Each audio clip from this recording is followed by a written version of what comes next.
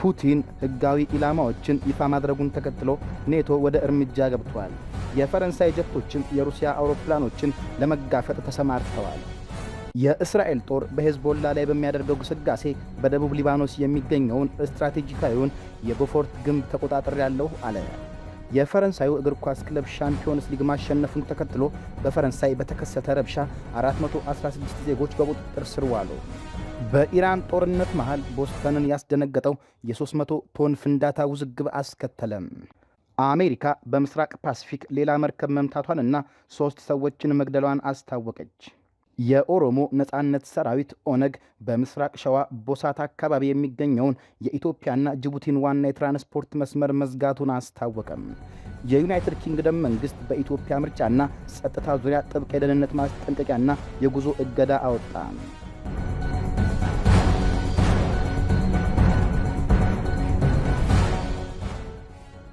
ሰላም ጤና ይስጥልን የቻናላችን ተከታታዮች፣ ይህ ቮይስ ኦፍ ኢትዮጵያ ነው።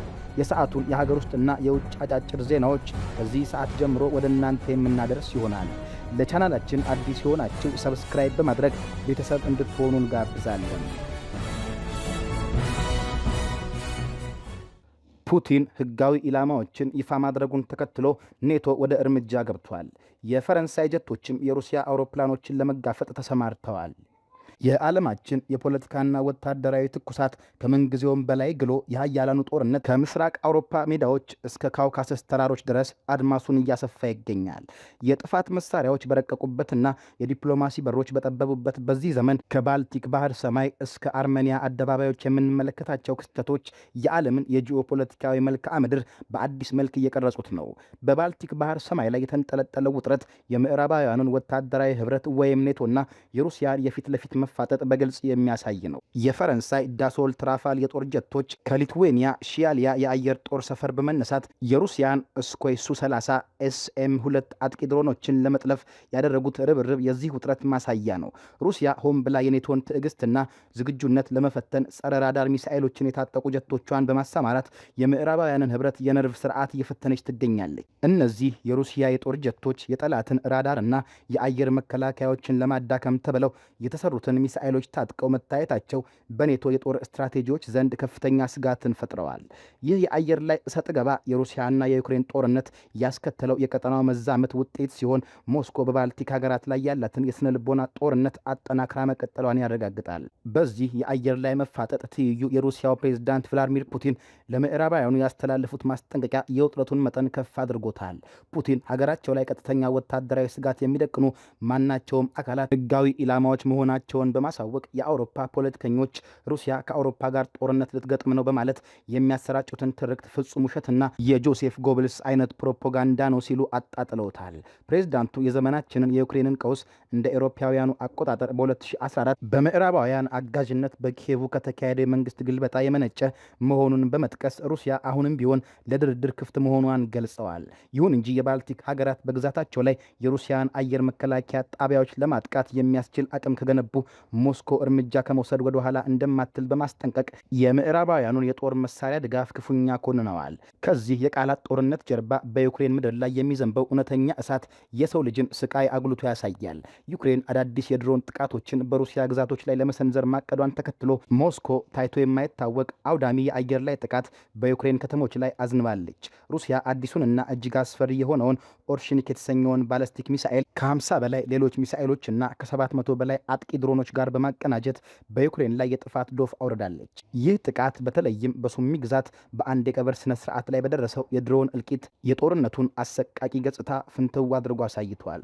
በኪየቭ፣ ቼርካሲ፣ ክሮፒ ቭኑትስኪና ክመልንትስኪ ከተሞች የተሰሙት የፍንዳታ ድምጾች የሩሲያን የበቀል እርምጃ ስፋት የሚያመላክቱ ነበሩ።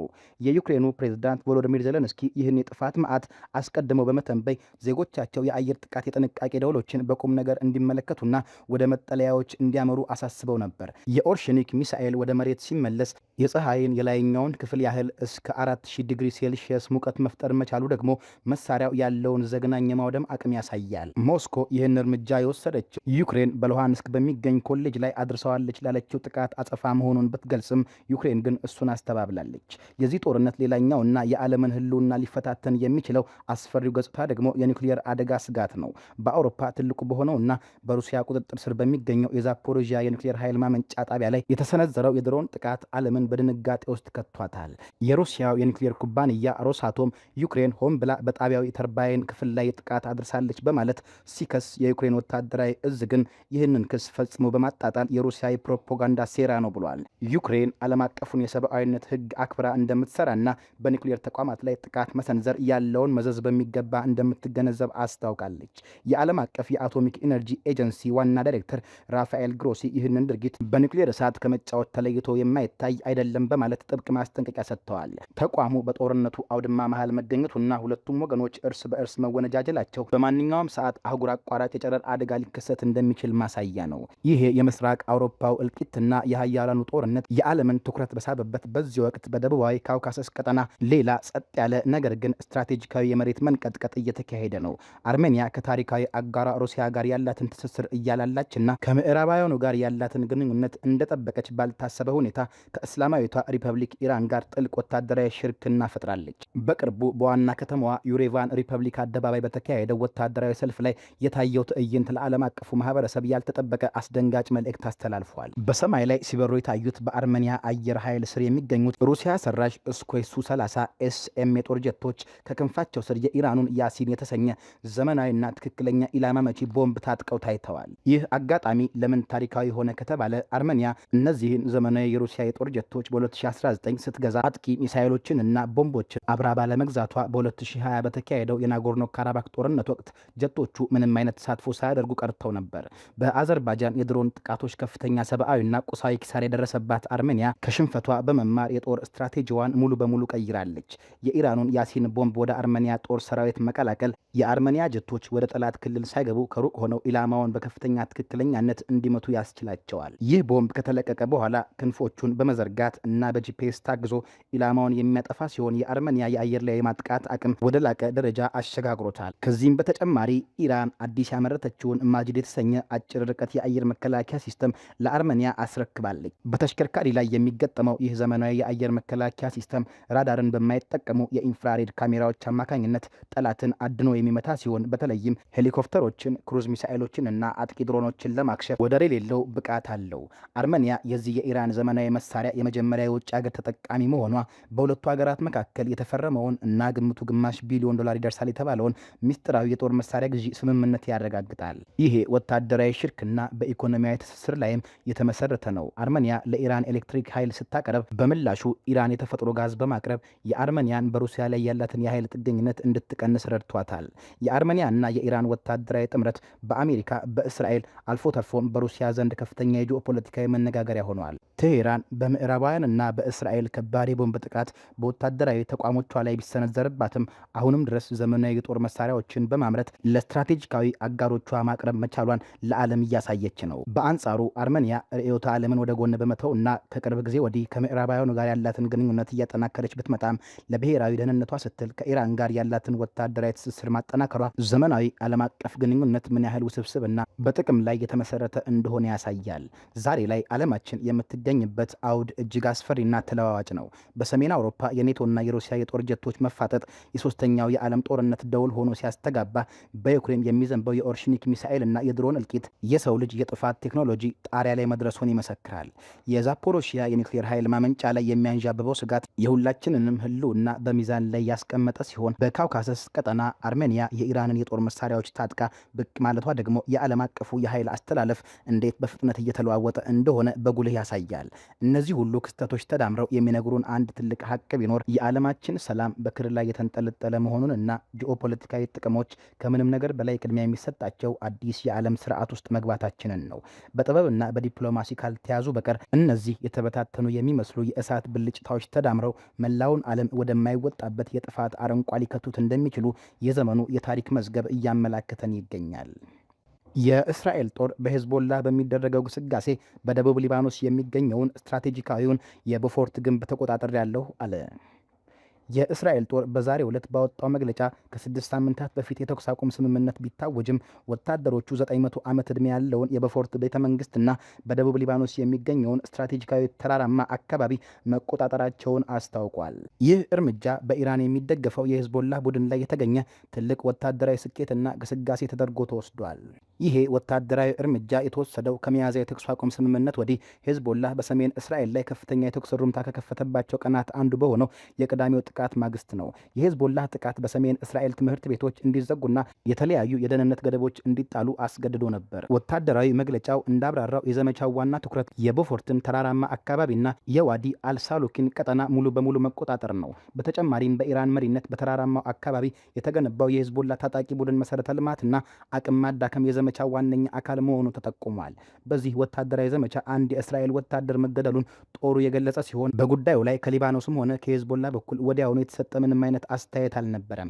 ይሄ የመካከለኛው ዘመን ቤተ መንግስትና ስትራቴጂካዊ ተራራማ አካባቢ በእስራኤል እጅ መውደቅ እስራኤል በሊባኖስ ውስጥ ያላትን ወታደራዊ ይዞታና ጫና ይበልጥ እንድታሰፋ አድርጓታል። በሰፊው የኢራን ጦርነት ውስጥ ትይዩ የሆነ የተኩስ አቁም ስምምነት ቢኖርም የእስራኤልና የሄዝቦላ ወታደራዊ ግንባር አሁንም በተግባር ንቁ ሆኖ ቀጥሏል። የኢራን ግጭት ከጀመረ ከጥቂት ቀናት በኋላ በመጋቢት 2 ሄዝቦላ ወደ እስራኤል ሮኬቶችንና ድሮኖችን በመተኮስ አሜሪካና እስራኤል በኢራን ላይ በሚያደርጉት ጦርነት ውስጥ ጣልቃ መግባቱ ይታወሳል። ይህንንም ተከትሎ እስራኤል በኢራን የሚደገፈውን ይህን ታጣቂ ቡድን ከሰሜናዊ ድንበሯ ለማራቅ የሚያስችላትን ወታደራዊ እርምጃ መውሰድ ጀመረች። ወደ ቦፎርት ቤተ መንግስት የተደረገው ይህ ወታደራዊ ግስጋሴ የእስራኤል ወታደሮች በአብዛኛው የደቡብ ሊባኖስና የሰሜን እስራኤል አካባቢዎች ላይ ሰፊ የእይታና የቁጥጥር ቦታ እንዲያገኙ አስችሏቸዋል። ከዚህ ቀደም ከዚሁ ስትራቴጂካዊ ቦታ ወደ እስራኤል የመኖሪያ አካባቢዎች የተለያዩ ጥቃቶች ይፈጽሙ እንደነበር ዘገባው ያመላክታል። የእስራኤል ጦር አክሎም ሄዝቦላ ከተራራማው አካባቢ በርካታ ጥቃቶችን ፈጽሟል ያለ ሲሆን በአሁኑ ወቅት ወታደሮቹ በመቶዎች የሚቆጠሩ ተተኳሾች በእስራኤል ሲቪሎችና በጦር ኃይሉ ላይ በተተኮሱበት በዚህ አካባቢ በሚገኘው የሄዝቦላ የማስወንጨፊያ መሰረተ ልማት ላይ እርምጃ የወሰዱ መሆናቸውን አስታውቋል። ከዚህም በተጨማሪ የእስራኤል ወታደሮች በደቡብ ሊባኖስ ውስጥ ዋነኛ የሄዝቦላ ይዞታና ምሽግ በሆነችው ናባቴ የከተማ አቅራቢያ ወታደራዊ እንቅስቃሴ እያደረጉ መሆናቸውን ወታደራዊ መግለጫው ጠቁመዋል። የፈረንሳዩ እግር ኳስ ክለብ ሻምፒዮንስ ሊግን ማሸነፉን ተከትሎ በፈረንሳይ በተከሰተ ረብሻ 416 ዜጎች በቁጥጥር ስር ዋሉ። በሃንጋሪ ርዕሰ መዲና ቡዳፔስት በተካሄደው የአውሮፓ ሻምፒዮንስ ሊግ የፍጻሜ ግጥሚያ የፈረንሳዩ ክለብ ፓሪስ ሴንት ጀርመን ፒኤስጂ የእንግሊዙን አርሰናል በመለያ ምት አሸንፎ የዋንጫው ባለቤት መሆኑን ተከትሎ የፈረንሳይ በተለይም የፓሪስ ጎዳናዎች በደስታና በሁከት መሃል ተናውጠው አምሽተዋል። ድሉን ለማክበር ወደ አደባባይ የጎረፈው እጅግ በርካታ ሕዝብ በፈጠረው አውዳሚ ግርግር ምክንያት የፈረንሳይ ፖሊስ በመላው ሀገሪቱ በመቶዎች የሚቆጠሩ ሰዎችን በቁጥጥር ስር ለማዋል ተገዷል። የፈረንሳይ የሀገር ውስጥ ጉዳይ ሚኒስቴር ባወጣው መግለጫ መሰረት በግጥሚያው ማግስት በመላው ሀገሪቱ 416 ሰዎች በፖሊስ ቁጥጥር ስር የዋሉ ሲሆን ከነዚህም ውስጥ 283ቱ በዋና ከተማዋ ፓሪስ የተያዙ ናቸው። ሆኖም ከነዚህ ግለሰቦች መካከል ስንቶቹ ለተጨማሪ ምርመራ በእስር ላይ እንደሚቆዩ ወዲያውኑ አልታወቀም። ባለፈው ዓመት ፒኤስጂ በዚህ ውድድር ማሸነፉን ተከትሎ ተነስቶ የነበረውን አውዳሚ ሁከት ከግምት በማስገባት ዘንድሮ 22000 ፖሊሶች በመላው ፈረንሳይ እንዲሁም 8000 ፖሊሶች በፓሪስ ከተማ ብቻ ተሰማርተው ነበር። ሁከቱንና ውድመቱን ለመቀነስ በማሰብ የትራም መስመሮች እንዲቋረጡ ተደርጓል። በርካታ የሜትሮ ጣቢያዎች ተዘግተዋል። እንዲሁም በከፊል የአውቶቡስ ትራፊክ ፍሰት ቆሟል። በተጨማሪም የንግድ ተቋማት የባለፈው ዓመት ውድመት እንዳይደገምባቸው በመስጋት ግጥሚያው ከመጀመሩ በፊት መስኮቶቻቸውን በጣውላ ሸፍነው አምሽተዋል። ድሉን ተከትሎ ወደ 20 ሺህ የሚጠጉ ደጋፊዎች በፓሪሱ ታዋቂ የሻምፐስ ኤሊዜ ጎዳና ላይ ተሰባስበው ሲያከብሩ፣ የተወሰኑት ደግሞ የፓሪስን ቀለበታማ መንገድ ቡልቫርድ ፔሪፌሪክ በኃይል ጥሰው በመግባት እና ርችቶችን በማቀጣጠል የትራፊክ ፍሰቱን ለተወሰነ ጊዜ አስተጓጉለውታል። በፒኤስጂ የሜዳ ስቴዲየም ፓርክ ዴ ፕሪንስ ግጥሚያውን በስክሪን ለመመልከት በ10 ሺዎች የሚቆጠሩ ሰዎች በውስጥ ሲታደሙ ከ4000 እስከ 5000 የሚደርሱ ሰዎች ደግሞ በውጭ ቆመው ነበር። ከነዚህ መካከል ወደ 150 የሚጠጉት በስቴዲየሙ በሮች በኩል ሰብረው ለመግባት ሲሞክሩ በፖሊስ ተገፍተው ተመልሰዋል። ከዚህም አልፎ በኪራይ ብስክሌቶች መንገድ ለመዝጋት የሞከሩ ሲሆን በፖሊስ ላይ የተለያዩ ቁሳቁሶችን በመወርወራቸው ፖሊስ አጸፋውን በአስለቃሽ ጢስ ለመመለስ ተገዷል። በዚህም ፖሊስን ጨምሮ የተለያዩ አካላት ላይ ጉዳት ደርሷል። የሀገር ውስጥ ጉዳይ ሚኒስቴር ሎራን ኖኔዝ በግጭቱ 7 የፖሊስ አባላት መቁሰላቸውን ገልጸው የተፈጠረውን ሁከት በፍጹም ተቀባይነት የሌለው ሲሉ አውግዘውታል። በተጨማሪም 6 ተሽከርካሪዎች፣ 2 የንግድ ተቋማት፣ ከስታዲየሙ አቅራቢያ የሚገኙ 1 ዳቦ ቤትና ሬስቶራንት እንዲሁም በሻምፐስ ኤሊዝ አቅራቢያ የሚገኝ የአውቶቡስ መጠለያ መጎዳታቸውን ሪፖርቱ ያሳያል። ፖሊስ በዕለቱ ከ2 ደርዘን በላይ አደገኛ ርችቶችንና 100 ያህል ፈንጂዎችን ከህዝቡ ላይ በቁጥጥር ስር አውሏል። ይሄ የእግር ኳስ ግጥሚያ የተካሄደበት ምሽት ለፓሪስ ከተማ እጅግ የተጨናነቀና በክስተቶች የተሞላ ነበር። በስታድ ዴ ፍራንስ ብሔራዊ ስታዲየም ታዋቂዋ ድምፃዊ አያ ናካሙራ፣ በላዴፋንስ አሬና ደግሞ ራፐር ዳምሶ የሙዚቃ ድግስ ያቀረቡበት እንዲሁም የፍሬንች ኦፕን የቴኒስ ውድድር በከፍተኛ ድምቀት እየተካሄደበት የነበረበት ወቅት በመሆኑ የጸጥታ ኃይሉን ስራ ይበልጥ ፈታኝ አድርጎታል። ይህ በድል ማግስት የታየው ህዝባዊ ሁከት የፈረንሳይን የቀኝ አክራሪ ፖለቲከኞች በእጅጉ አስቆጥቷል። ለ3 ጊዜያት በፕሬዝዳንታዊ ምርጫ የተወዳደሩት ማሪን ለፔን በማህበራዊ ትስስር ገጻቸው ኤክስ ላይ ባሰፈሩት ጽሁፍ የእግር ኳስ ክለብ ድል ሁከትን የሚቀሰቅሰው በፈረንሳይ ብቻ፣ ማንም ሰው ድልን ተከትሎ ከሚመጣ ጥቃት ለመዳን በቤቱ ተቆልፎበት እንዲቀመጥ የሚደረገው በፈረንሳይ ብቻ ነው በማለት ሁኔታውን ክፉኛ ተችተዋል። የሀገር ውስጥ ጉዳይ ሚኒስቴሩ በበኩላቸው ሁከቱን ለመግታት እጅግ ጠንካራና አስተማማኝ የጸጥታ ስርዓት መዘርጋቱን ሲያብራሩ የፖሊስ ቃል አቀባይ የጸጥታ ኃይሉ ዋነኛ ኃላፊነት ሁሉም ሰው በሰላምና በደህንነት በዓሉን የሚያከብርበትን ሁኔታ ማረጋገጥ መሆኑን አስገንዝበዋል። ምንም እንኳን የቅዳሜው ምሽት በሁከትና በግጭት የታጀበ ቢሆንም የፒኤስጂ ተጫዋቾች እሁድ ከሰዓት በኋላ በኤፍል ታወር ፊት ለፊት በሚገኘው ሻምፕ ዴ ማርስ አደባባይ 100 ሺህ የሚገመት ህዝብ በተገኘበት የድል አከባበር እና የፓሬድ ስነ ስርዓት ያካሂዳል። ከዚህ ደማቅ ህዝባዊ አከባበር በኋላም አሸናፊዎቹ ተጫዋቾች በኤሊዜ ቤተ መንግስት በፕሬዝዳንት ኢማኑኤል ማክሮን የክብር አቀባበል እንደሚደረግላቸው የወጣው መርሃ ግብር ያመላክታል።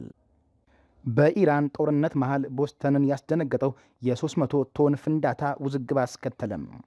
የአሜሪካ ሰማይ ባልተጠበቀና ልብን በሚያርበደብን ሁኔታ በከፍተኛ ፍንዳታ ሲናወጥ ታላቂቱ ሀገር ለቅጽበት በድንጋጤ ታምሳለች። በማሳቹሴትስ ግዛት ጠረፋማ አካባቢ ላይ በድንገት የተከሰተው ይህ የሰማይ ላይ አስደንጋጭ ትዕይንት የበርካቶችን ቤቶች ከመነቅነቁም ባሻገር በመስኮቶች ላይ ከፍተኛ ርዕደት ፈጥሮ ነበር። ይሄ ምስጢራዊና አስፈሪ ድምፅ የፈነዳው ቀን ላይ ቢሆንም የፈጠረው ደማቅ የብርሃን ብልጭታ ግን በብዙዎች ዘንድ ግራ መጋባትን አስከትሏል። ይህ ክስተት ተራ የተፈጥሮ ሁነት ከመሆን አልፎ ህዝቡን ወደ አደባባይ እንዲወጣ ሰማዩን በስጋት እንዲመለከት ያስገደደ ክስተት ነበር። ጉዳዩን በቅርበት የተከታተሉት እንደ ናሳ እና ኖአ ያሉ ግዙፍ የሳይንስ ተቋማት ባደረጉት ማጣራት የዚህን አስደንጋጭ ክስተት መንስኤ ይፋ አድርገዋል። እንደ ባለሙያዎቹ ትንታኔ ከሆነ ከህዋ የመጣ አንድ ግዙፍ ሚቲዮር ወይም የህዋ አለት ከምድር አካባቢ አየር ጋር በከፍተኛ ፍጥነት ሲጋጭ የተፈጠረ ፍንዳታ ነው። ናሳ በሰጠው ዝርዝር ማብራሪያ ይህ የህዋ ቋጥኝ ከምድር ገጽ 40 ማይልስ ከፍታ ላይ በሰሜን ምስራቅ ማሳቹሴትስ እናም ደቡብ ምስራቅ ኒው ሃምፕሻየር አቅጣጫ ነው የተሰባበረው። አስገራሚው ነገር ይህ አለት ሲፈነዳ የለቀቀው የኃይል መጠን 300 ቶን ቲኤንቲ ከሚባለው አውዳሚ ፈንጂ ጋር እኩል መሆኑ ነው። ይሄ ከፍተኛ የኃይል ልቀት በመላው ግዛቷ ለተሰማው አስደንጋጭ የድምፅ ማዕበል ሶኒክ ቡም ዋነኛው ምክንያት ነበር። የዚህ ክስተት አስደንጋጭነት ጎልቶ የወጣው ግን ከተፈጥሯዊ ግዝፈቱ ብቻ ሳይሆን ከተፈጠረበት ወቅታዊ ፖለቲካዊና ወታደራዊ አውድ አንጻር ጭምር ነው። አሜሪካ ከኢራን ጋር በገባችበት እጅግ ውጥረት የበዛበትና አድካሚ ጦርነት ውስጥ በነበረችበት በዚህ ወቅት ዜጎች ማንኛውንም ያልተለመደ ድምፅም ሆነ ክስተት ከወታደራዊ ጥቃት ጋር ማያያዛቸው አልቀረም። ይህ ከህዋ የመጣ ፍንዳታ በህዝቡ ስነ ልቦና ውስጥ አሜሪካ በአዲስ ጥቃት እየተመታች ይሆን የሚል ከባድ የደህንነት ስጋት ፈጥሮ ነበር። በመሆኑም የተፈጥሮ ክስተቱ የሰውን ልጅ የጦርነት ፍርሃት በግልጽ ጎልቶ እንዲታይ ያደረገ አጋጣሚ ሆኗል። ይሁንና የአሜሪካን ሰማይ ያሸበረው ይህ ክስተት የዓመቱ ብቸኛው አጋጣሚ አልነበረም። ከዚህ ክስተት ወራት በፊት በመጋቢት ወር በኦሃዮ ግዛት እንዲሁም በቅርቡ በቴክሳስ ግዛት ተመሳሳይ የህዋ ላይ ፍንዳታዎች መከሰታቸው አሜሪካን ተከታታይ የህዋ አለቶች ኢላማ ውስጥ የገባች አስመስሏት ነበር። በተለይም በቴክሳስ የተከሰተው የህዋ አለት መፈንዳት የድምፅ ማዕበል ከመፈጠሩም በላይ የተሰባበሩት የአለቱ አካላት በሂውስተን አካባቢ እስከ መሬት ድረስ ዘንበው ነበር። በተጨማሪም በደቡባዊ ካሮላይና አካባቢ ታይቶ የነበረውና በወቅቱ መነሻው ያልታወቀው ምስጢራዊ ፍንዳታ አሁን ላይ ከነዚህ ተመሳሳይ የህዋ ክስተቶች ጋር ተያያዥነት እንዳለው የአሜሪካ ጂኦሎጂካል ሰርቬይ መረጃዎች ይጠቁማሉ። እነዚህ ተከታታይና ያልተቋረጡ የሰማይ ላይ ትዕይንቶች በሳይንቲስቶች ዘንድ ትልቅ የምርምር ርዕስ ሆነዋል። በሳይንሳዊ ዓለም ትንታኔ መሰረት እነዚህ ከህዋ የሚመነጩ አለቶች ወደ ምድር አካባቢ አየር የሚገቡት እጅግ በሚዘገንን ፍጥነት ነው። ፍጥነታቸውም በሰዓት ከ25000 እስከ 160000 ማይልስ ይደርሳል።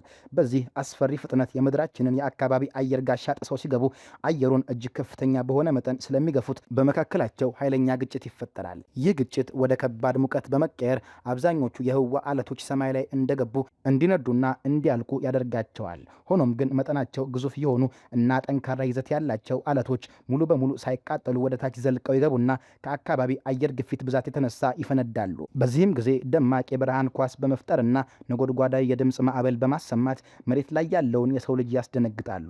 በአሜሪካ ሰማይ ላይ የተስተዋለው ይህ ተከታታይና አስደንጋጭ የተፈጥሮ ክስተት የህዋን አስደናቂ ኃይልና የምድር አካባቢ አየርን መከላከያነት በተግባር ያሳየ ትዕይንት ነው። በሌላ በኩል ደግሞ የሰው ልጅ በፖለቲካዊ ውጥረትና በጦርነት አዙሪት ውስጥ ሲወድቅ የቱንም ያህል የተፈጥሮ ክስተት ቢሆን በአእምሮ ውስጥ የሚስለው ምስል የጥቃትና የስጋት መሆኑን ማሳቹሴትስ ላይ የተሰማው ፍንዳታና የህዝቡ ምላሽ ህያው ምስክር ሆኖ አልፈዋል። የተፈጥሮ ኃይል የሰማዩን ጸጥታ ሲያደፈርስ፣ ምድር ላይ ያለው የሰው ልጅ ደግሞ የራሱ ፍርሃትና ስጋት አስተጋብቶበት ውሏል። አሜሪካ በምስራቅ ፓሲፊክ ሌላ መርከብ መምታቷንና 3 ሰዎችን መግደሏን አስታወቀች። የአሜሪካ ጦር ባወጣው ይፋዊ መግለጫ በምስራቃዊ የፓሲፊክ ውቅያኖስ ክፍል በሚጓዝ አንድ ጀልባ ወይም መርከብ ላይ ወታደራዊ ጥቃት መፈጸሙንና በዚህም እርምጃ 3 ሰዎች መግደሉን አስታውቋል። ይህ ጥቃት ጦሩ በተከታታይ 2 ቀናት ውስጥ በተመሳሳይ ሁኔታ ለሁለተኛ ጊዜ የፈጸመው መሆኑን ዘገባዎች ያመለክታሉ። ስለ ዘመቻው ዝርዝር ሁኔታ የአሜሪካ የደቡብ እዝ በኤክስ ማህበራዊ ትስስር ገጹ ላይ መረጃ አጋርቷል። እዙ በመግለጫው እንዳሰፈረው ጥቃት የተፈጸመባት መርከብ በምስራቃዊ ፓሲፊክ የአደንዛዥ እጽ አዘዋዋሪዎች መስመር ላይ እየተጓዘች እንደነበር የደህንነት ወይም የስለላ መረጃዎች በግልጽ አረጋግጠዋል። ከዚህም ባለፈ መርከቧ በቀጥታ በዚህ የህገወጥ አደንዛዥ እጽ ዝውውር ተግባር ላይ ተሰማርታ እንደነበር በዚህ የክትትል መረጃ መረጋገጡን እዙ ገልጿል። በዚህ ወታደራዊ እርምጃ በእጽ አዘዋዋሪነትና አሸባሪነት የተፈረጁት 3 ወንዶች መገደላቸውን መግለጫው አረጋግጧል። ይህን ተልዕኮ በፈጸሙት የአሜሪካ ወታደራዊ ኃይሎች ላይ ግን ምንም አይነት የደረሰ ጉዳት አለመኖሩ ተገልጿል። ይሄ በምስራቃዊ የፓሲፊክ ውቅያኖስ ላይ አሁን የተፈጸመው ክስተት ባለፉት ጥቂት ወራት ውስጥ በህገወጥ አዘዋዋሪዎች ላይ ከተወሰዱት መሰል ወታደራዊ እርምጃዎች እጅግ የቅርብ ጊዜውና የድርጊቶቹ ቀጣይ አካል መሆኑን ያስገነዝባል። የኦሮሞ ነጻነት ሰራዊት ኦነግ በምስራቅ ሸዋ ቦሳት አካባቢ የሚገኘውን የኢትዮጵያና ጅቡቲ ዋና የትራንስፖርት መስመር መዝጋቱን አስታወቀም። የኦሮሞ ነጻነት ሰራዊት ባወጣው መግለጫ መሰረት በምዕራብ ሸዋ ጀልዱ ወረዳ በተደረገው ውጊያ 62 የመንግስት ወታደሮች መገደላቸውንና 50 መቁሰላቸውን ገልጿል። ይሄ በጀልዱ የተፈጸመው ጥቃት በሰው ኃይል ረገድ ከፍተኛ ጉዳት የደረሰበት እንደሆነ በቡድኑ ተመላክቷል። በተመሳሳይ መልኩ በምዕራብ አርሲ በተደረገ ግጭት 8 ወታደሮች ሲገደሉ 10 መቁሰላቸው የተጠቀሰ ሲሆን በምዕራብ ኦሮሚያ ሆሮ ጉድሩ አካባቢ ደግሞ 45 ወታደሮች መገደላቸው፣ 65 መቁሰላቸውና 300 የፖለቲካ እስረኞች መፈታታቸው ተገልጿል። እነዚህ መረጃዎች ቡድኑ በመንግስት የጸጥታ መዋቅር ላይ ጥቃት ከማድረስ ባለፈ በእስር ላይ የሚገኙ ሰዎችን በኃይል የማስለቀቅ እርምጃዎችን መውሰዱን ያሳያል። በምስራቅ ወለጋ በዴሳ ከተማ ደግሞ 65 የመንግስት ኃይሎች መገደላቸው፣ 72 መቁሰላቸውና 40 መማረካቸው በታጣቂ ቡድን መግለጫ ላይ ተመላክቷል። ይሄ በምስራቅ ወለጋ የተመዘገበው የማረኮና የጉዳት መጠን ቡድኑ በአካባቢው ያለውን ወታደራዊ እንቅስቃሴ አጠናክሮ ለመቀጠል ማቀዱን ያሳያል። በተጨማሪም በምስራቅ ጉጂ አካባቢ 200 እስረኞችን ማስፈታቱና ልዩ ልዩ የጦር መሳሪያዎችን መማረኩን ይፋ አድርጓል። ከነዚህ ዝርዝር መረጃዎች መረዳት የሚቻለው የታጣቂው ኃይል ወታደራዊ ስምሪት በተለያዩ የኦሮሚያ ክልል ዞኖች በስፋት የተዘረጋ መሆኑና በተለይም እስረኞችን ማስፈታትና የጦር መሳሪያዎችን መማረክ እንደ ዋና ስኬት መቁጠሩን ነው። የዚህ ሪፖርት እጅግ አሳሳቢውና ትኩረት የሚስበው ክፍል በምስራቅ ሸዋ ቦሳት አካባቢ የሚገኘውን የኢትዮጵያና ጅቡቲን ዋና የትራንስፖርት መስመር መዝጋቱን የሚገልጸው ነው። ይህ መስመር የኢትዮጵያ የወጪና ገቢ ንግድ የሚከናወንበት ዋነኛ ደም ስር በመሆኑ በዚህ መተላለፊያ ላይ የሚደረግ ማንኛውም እገዳ በሀገሪቱ ኢኮኖሚ ላይ ቀጥተኛና ፈጣን ተጽዕኖ ይፈጥራል። ታጣቂው ቡድን በመግለጫው መኪናዎች እንዳያልፉ ማድረጉን መግለጹ በምርጫው ላይ ያለውን ተቃውሞ ወደ ኢኮኖሚያዊ ጫና ለማሳደግ ማቀዱን ያሳያል። ይህ በእንዲህ እንዳለ በእነዚህ ሰፊና ከባድ ወታደራዊ እንዲሁም ኢኮኖሚያዊ ውሳኔዎች ላይ የመንግስት አካላት እስካሁን የሰጡት ይፋዊ ምላሽ ወይም መግለጫ አለመኖሩ ይስተዋላል። በመንግስት በኩል ዝምታ መመረጡ የይገባኛል ጥያቄዎችን ትክክለኛነት በገለልተኛ ወገን ለማረጋገጥ አስቸጋሪ ያደርገዋል። ብዙውን ጊዜ እንዲህ ባሉ የጸጥታ ጉዳዮች ላይ የመንግስት ኮሚኒኬሽን አካላት መረጃዎችን ለማጣራት ጊዜ ሊወስዱ ወይም የቡድኑን ፕሮፓጋንዳ ላለማስተጋባት በሚል መረጃ ከመስጠት ሊቆጠቡ ይችላሉ። ሆኖም ይፋዊ ምላሽ አለመኖሩ በአካባቢው የሚኖሩ ነዋሪዎችንና ተጓዦች ላይ ያለውን ስጋትና አለመረጋጋት ከፍ እንደሚያደርገው ግልጽ ነው። በአጠቃላይ ከዚህ ዘገባ መረዳት የሚቻለው የተባለው በታጣቂው ኃይልና በመንግስት መካከል ያለው ወታደራዊ ግጭት ወደ ተለያዩ የኦሮሚያ አካባቢዎች ተስፋፍቶ መቀጠሉንና ግጭቱ ወደ ስትራቴጂካዊ የኢኮኖሚ መስመሮች መሸጋገሩን ነው። ታጣቂ ቡድን በምርጫው ላይ ያለውን ተቃውሞ መነሻ በማድረግ የወሰዳቸው እርምጃዎች የሀገሪቱን ሰላምና መረጋጋት በእጅጉ የሚፈታተኑ ሲሆን በገለልተኛ አካል ያልተረጋገጡት እነዚህ ሪፖርቶች በቀጣይ ቀናት በመንግስት በኩል የሚሰጣቸውን ይፋዊ ምላሽ ወይም የሚወስዱትን የጸጥታ እርምጃዎች በጥንቃቄ መከታተል እንደሚ የዩናይትድ ኪንግደም መንግስት በኢትዮጵያ ምርጫና ጸጥታ ዙሪያ ጥብቅ የደህንነት ማስጠንቀቂያና የጉዞ እገዳ አወጣም።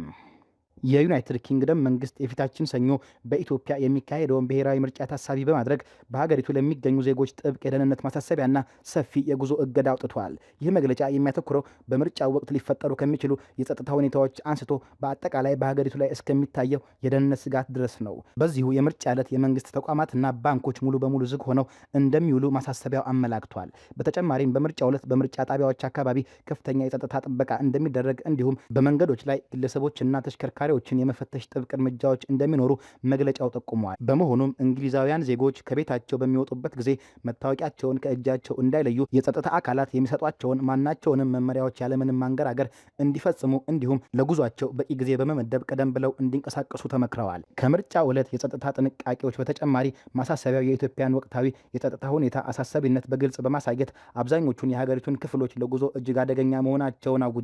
በእንግሊዝ የውጭ ጉዳይ መስሪያ ቤት የወጣው ዝርዝር የጉዞ ማዕቀብ እንደሚያሳየው የትግራይ የአማራና የጋምቤላ ክልሎች ምንም አይነት ጉዞ እንዳይደረግባቸው ሙሉ በሙሉ ተከልክለዋል። ከዚህም ባሻገር ኢትዮጵያ ከሱዳን፣ ከደቡብ ሱዳን፣ ከኤርትራ፣ ከኬንያና ከሶማሊያ ጋር በምትዋሰንባቸው የድንበር አካባቢዎች ከ10 እስከ 100 ኪሎ ሜትር ርቀት ውስጥ ማንኛውም የእንግሊዝ ዜጋ እንዳይገኝ ጥብቅ ማስጠንቀቂያ ተሰጥቷል። በኦሮሚያ ክልልም ሁኔታው ተመሳሳይ ሲሆን ምዕራብና ምስራቅ ወለጋ፣ ቄለም፣ ሆሮ ጉዱሩ እና የተለያዩ የሸዋ ዞኖች የጉዞ እገዳ ከተጣለባቸው ዋና ዋና ቦታዎች ተመድበዋል። በቤኒሻንጉል ጉሙዝ ክልል የመተከልና ማኦኮሞ ዞኖች እንዲሁም በሶማሌ በአፋርና በደቡብ ኢትዮጵያ የተወሰኑ ዞኖች ላይም ተመሳሳይ ጥብቅ ክልከላ ተጥሏል። ይሄ ሰፊ የጉዞ እገዳ የእንግሊዝ መንግስት በኢትዮጵያ ውስጥ ስላለው የጸጥታ መደፍረስ ያለውን ከፍተኛ ስጋት በግልጽ የሚያሳይ ነው። መንግስቱ አክሎም ይህንን ጥብቅ ማሳሰቢያ በመተላለፍ ክልከላ ወደ ተደረገባቸው ቀይ ቀጠናዎች ለሚጓዙ ዜጎች በአዲስ አበባ የሚገኘው የእንግሊዝ ኤምባሲ በአካል ተገኝቶ ምንም አይነት የቆንጽላ ድጋፍም ሆነ የነፍስ አድን እርዳታ ማድረግ እንደማይችል በማያሻማ ሁኔታ አስጠንቅቋል። በመሆኑም ዜጎች አስገዳጅ የሆነ ጉዞ ካጋጠማቸው የሚሄዱበትን አካባቢ የጸጥታ ሁኔታ በሚገባ እንዲያጠኑ እንዲሁም ድንገተኛ አደጋን የሕክምና ወጪንና ያልታሰቡ ወጪዎችን ሊሸፍን የሚችል ጠንካራ የጉዞ ዋስትና እንዲገዙ መክሯል። ይሁን እንጂ ዜጎች ድንገተኛ እስራት ቢያጋጥማቸው ወይም አስቸኳይ የመንግስት እርዳታ ቢፈልጉ ኤምባሲውን በስልክ መስመር ማግኘት እንደሚችሉ በማሳወቅ መግለጫው ተጠናቋል። የዛሬው የሀገር ውስጥና ዓለም አቀፍ አጫጭር ዘገባዎቻችን በዚሁ ተቋጨ። ስለተከታተላችሁን እያመሰገንን ለቻናላችን አዲስ የሆናችሁ ሰብስክራይብ በማድረግ ቤተሰብ እንድትሆኑ እንጋብዛለን። ከሰዓታት በኋላ በሌሎች የሀገር ውስጥና ዓለም አቀፍ ጉዳዮች እስክንገናኝ ሰናይ ጊዜ